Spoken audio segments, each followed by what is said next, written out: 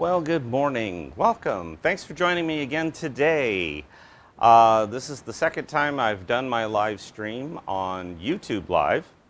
There's a number of technical reasons I've switched over to YouTube, and but I can still share the link and everything over on Facebook, and that's most likely where you pick this up, and you're watching it through that link. Now, what happens is when you click on that link, you get sent over to YouTube, directed away from Facebook.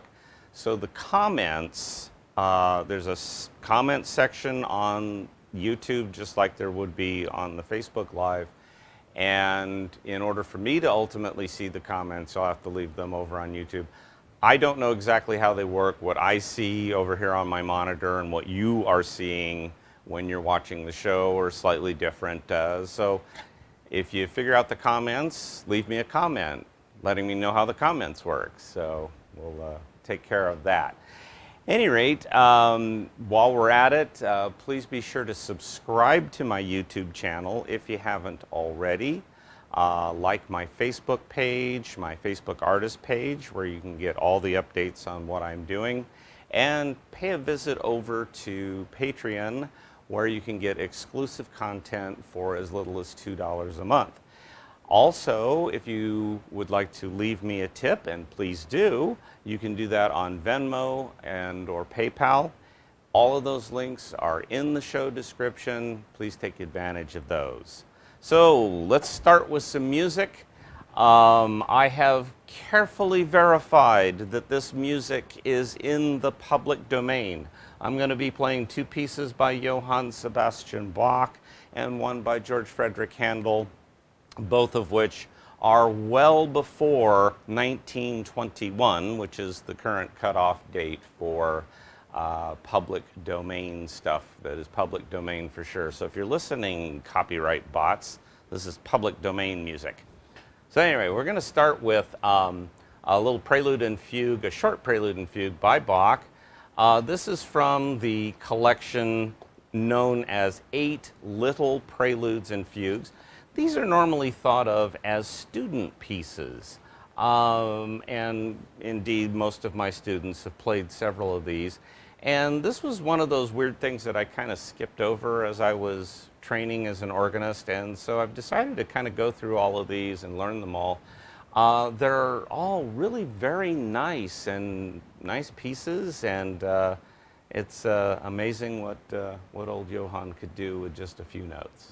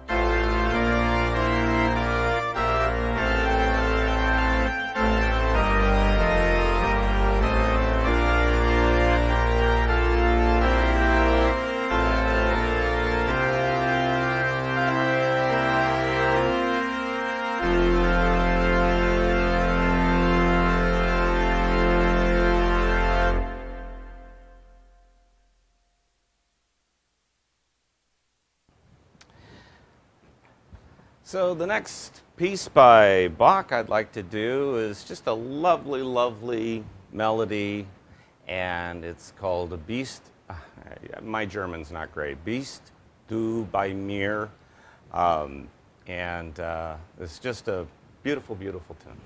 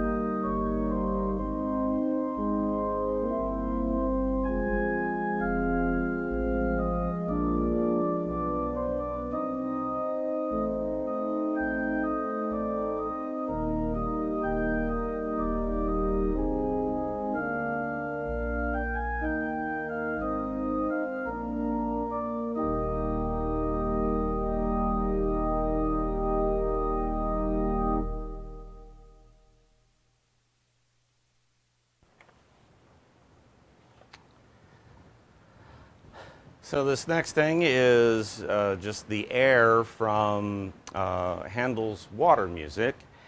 And kind of my favorite story about George Frederick Handel is that as a professional composer, he was most famous for writing operas. And he worked in England, and the King of England decided that operas were a pagan art form and not Christian enough, and so you couldn't have operas, and suddenly George Frederick was out of business. Well, having the king's ear a bit, he convinced the king that you could still, have the singing and the story. And the king said, yes, but it has to be biblically based. So George Frederick said, all right, I'll give you biblically based. And that's when he wrote his most famous work, The Messiah, which all of us have heard, I'm sure, at Christmas time. This is from the Water Music.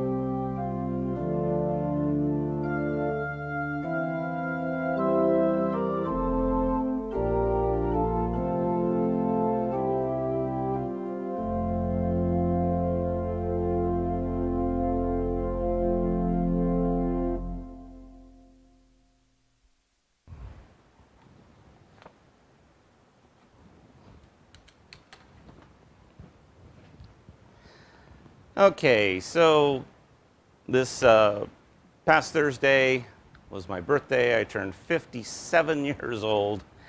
And who doesn't love a birthday? Especially when you're a kid. When you were a kid, wow, every birthday was a milestone, accompanied by gifts and newfound freedoms. Every year, life got better, yeah.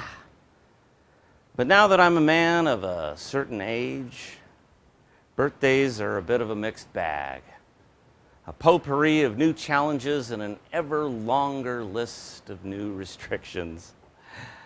When I was in my 20s, my birthdays were a week-long bender of booze and late nights. But now that I'm in my late 50s, well, let's just say I haven't had a drink in 18 years. All of us have those really memorable birthdays from our youth, the big ones where our parents doled out new, more relaxed rules and ended up handing us a whole new set of freedoms. My 8th birthday, I got my first bike. It was a beautiful machine. A bright orange Murray single speed with a banana seat, a high sissy bar in the back, easy rider handlebars with tassels. Suddenly, I was Mr. Cool. Mine was bright orange, but that's pretty much it right there. Very 70s. But the more important thing about having a bike was that I could go places. I could ride my bike to school. I could ride my bike to my favorite place in the whole wide world, Tom's Trains. Only the greatest train store ever, anywhere else, anywhere in the world. I could even ride my bike to a friend's house and stay for a sleepover. I was 8 years old and I was riding high. The next big birthday that came along, my 10th birthday. And I wanted just one thing for my 10th birthday: my own record player and my own records. Up until that point, I had to get permission from my dad to use the family stereo system and to play an LP from his collection. This meant, of course, that I had to call him at work. Well, he was pretty sick and tired of me calling him at work every day, but he remained unwilling to relinquish control of the house audio system to me. So, on the night of my 10th birthday, my cousins, aunts, and uncles all gathered to watch the biggest geek in the family open with tremendous glee a portable record player, complete with headphone jack, and a collection of records that only a classical music nerd could love.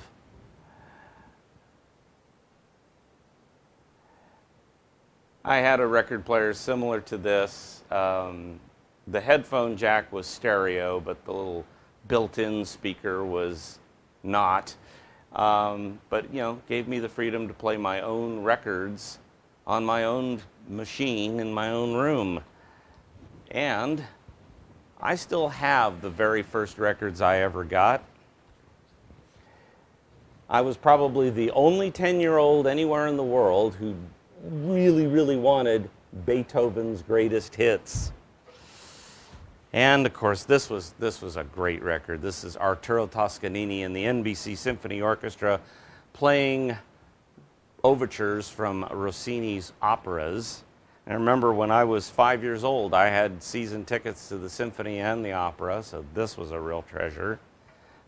This one was especially good. This is Leonard Bernstein and the New York Philharmonic playing favorites from classical composers, American classical composers of the 20th century. And then we have Oscar Levant playing Gershwin, Rhapsody in Blue, American in Paris, and the Concerto in F. And well, at 10 years old, that was the raciest photograph I had in my possession. Since then, I've amassed a collection of almost 2,000 records, and I have a much better turntable these days. to play them on. But then came my 12th birthday. My bright orange Murray single-speed banana bike was no longer cool. I was in the 6th grade, and I needed to maintain my imagined cool status. I needed a 10-speed with ram's horn handlebars. So, on October 1st, 1976, my parents got home from work. We drove to the Schwinn store, and they bought me a brand new Schwinn Varsity, brown with ram's horn handlebars. My imagined cool status was restored. And interestingly enough, I still have this bike.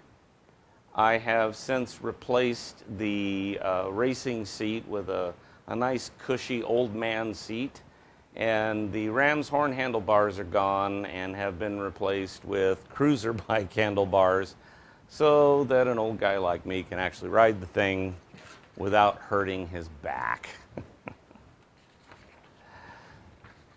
Now, the next year, my 13th birthday, I, of course, wanted to have a party at my new favorite place in the whole wide world, Pizza and Pipes. However, my parents hated Pizza and Pipes with a burning hot passion. The long list of completely illogical and nonsensical reasons as to why they hated this place are a whole story in and of themselves. So I didn't get my Pizza and Pipes birthday party. But of course, beyond that, my parents, as I've explained before, would go to any length to keep me from becoming an organist. So hanging out at Pizza and Pipes or any of the 5 music stores that sold organs, well, that was forbidden. But here's the thing. My parents had generously provided me with age-appropriate transportation. I had an okay allowance, plus I had a paper route. So I was able to get around and do what I wanted, hang out at Pizza and Pipes, hang out at the music stores, and just to make it easy on me, my parents were narcissistic enough that they really didn't pay a lot of attention to what I was doing when they weren't around. Now, those of you who follow me know that the whole adventure of me becoming an organist against my parents' wishes is chronicled in several one-man shows that feature music and storytelling that I've written over the years. And some of that can be featured here on the Sunday broadcasts. So I picked out some of my own music to play today, and I have 2 brand new pieces. The first one was a bit of a challenge to write. If we want to look at the more serious side of my relationship with my parents, I had a very, very difficult relationship with my mother. On the one hand, my mother could be generous to a fault. Over the years, she did provide me with support and encouragement, but it was always under this dark shadow of control. My mother was a control freak like no other. And most of us had parents that were controlling to a certain degree. But for my mom, this control was kind of a deep-seated need with her that got worse and worse as the years go by. If I wouldn't willingly do things the way she wanted me to, she would try to force the issue somehow. And this went from being an annoyance as a teenager to being downright destructive when I was an adult. And it, like I say, it just kept getting worse and worse and worse. And 3 years ago, I got a kidney transplant, and my wife, Eileen, was my kidney donor.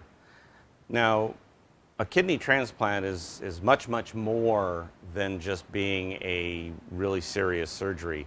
It's a major life-changing event that requires a ton of pre-planning and a lot of organization, and I had to have people to help me with various tasks. Well, naturally, my mother wanted to be the person completely in charge, and this included having medical power of attorney over me and my donor. Well, that's not possible. That's not what I wanted, for one thing, and I certainly was in no position to give my wife's medical power of attorney to my mom. No. It was simply inappropriate. It was much too big an ask. But my mother tried to force the issue, creating a very, very challenging situation while my wife and I were preparing for major surgeries. This event ultimately caused a complete breakdown of my relationship with my mother, and a year later, she passed away. I was there as she was dying, and I watched her take her last breath.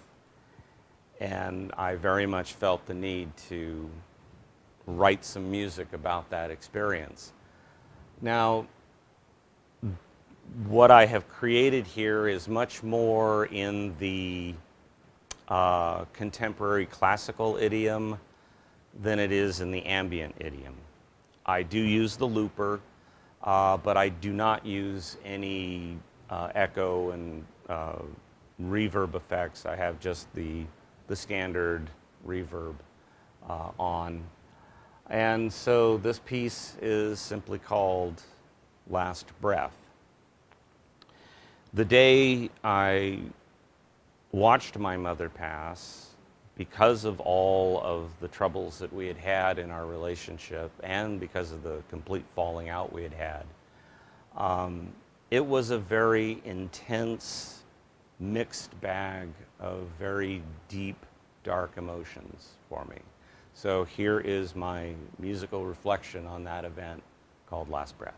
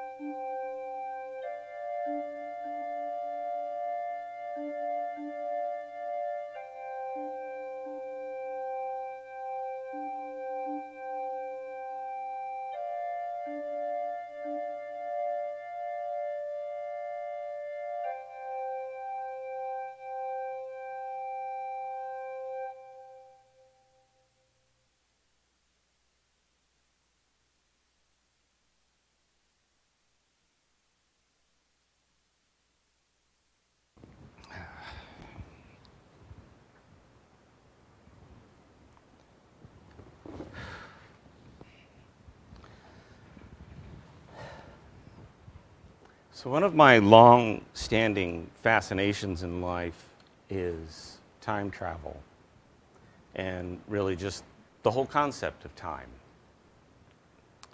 And I think I first got fascinated with this when I was a kid. I saw the movie, the 67, 68 movie, The Time Machine, based on the H.G. Wells novel.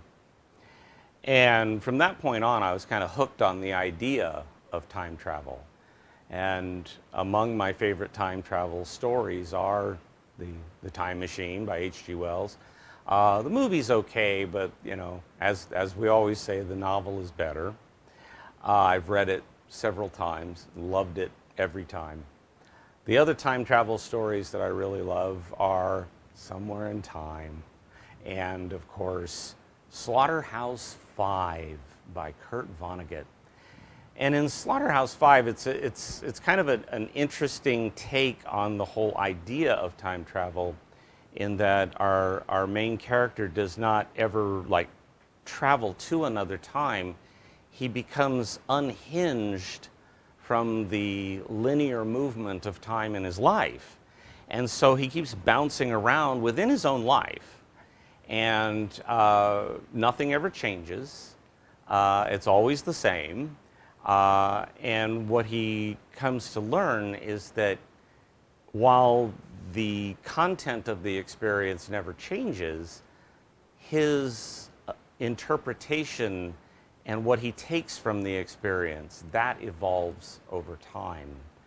And he learns to focus on the good moments and spend more time in those fun periods, those good moments, those meaningful moments, and focus a little less on those bad moments.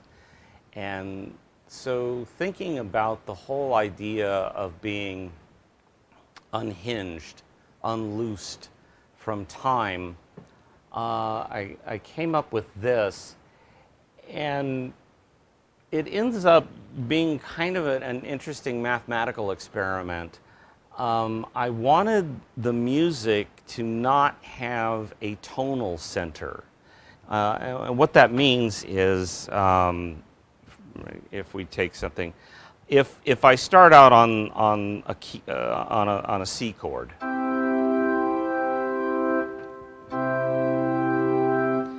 and I move around on chords that are within the key of C,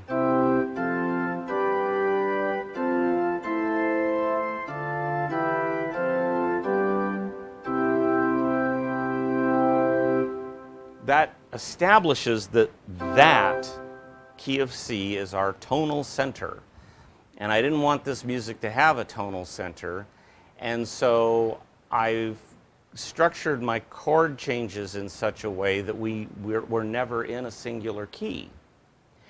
And I came up with chord patterns that would be cyclic, but would never establish a specific key. And it turns out I have to do 12 sets of chord changes to arrive back each time. And so I'll just play it.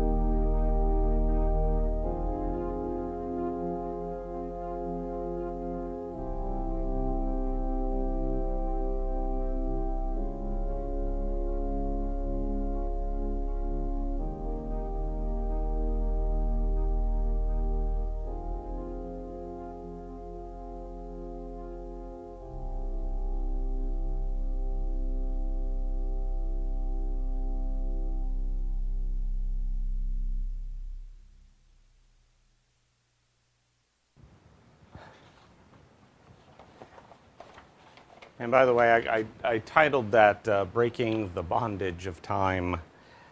Okay, so any rate, had some fun today and some seriousness today.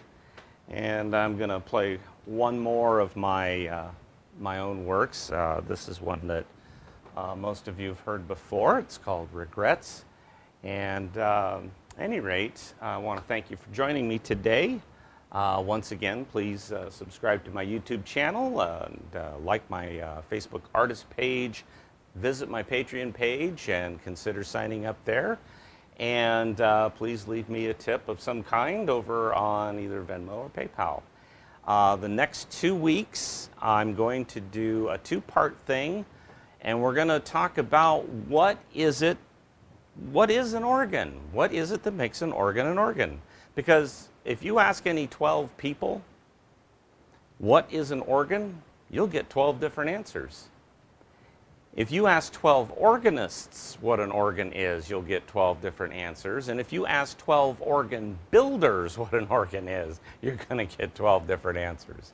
So we're going to talk a little bit about we'll have a little fun with that. We'll talk a little bit about the history of the organ as an instrument. It goes way back, goes clear back to ancient Greece. And we'll talk about its evolution and all the various things that the word organ has been applied to. And then the big event on October 25th, which happens to be the 40th anniversary of the passing of Virgil Fox. I'm going to do my presentation, Who Was Virgil Fox? And that'll be live right here. So thank you so much for joining me. We'll have one more piece of music, and then I'll see you next week.